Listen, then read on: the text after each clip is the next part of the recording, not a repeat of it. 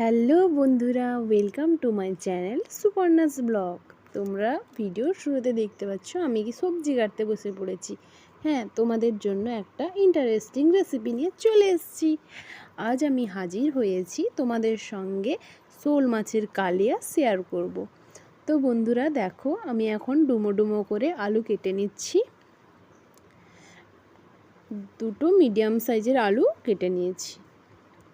এবার পেঁয়াজটা কেটে নেব। তারপর কড়াইটা গরম করতে বসিয়ে দিয়ে একটু তেল দিয়ে দিলাম। তেলটা গরম হতে দেব।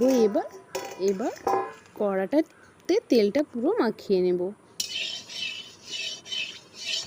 এবার কড়া থেকে ধোঁয়া বেরোলে বুঝতে পারবো যে কড়াটা গরম হয়ে গেছে।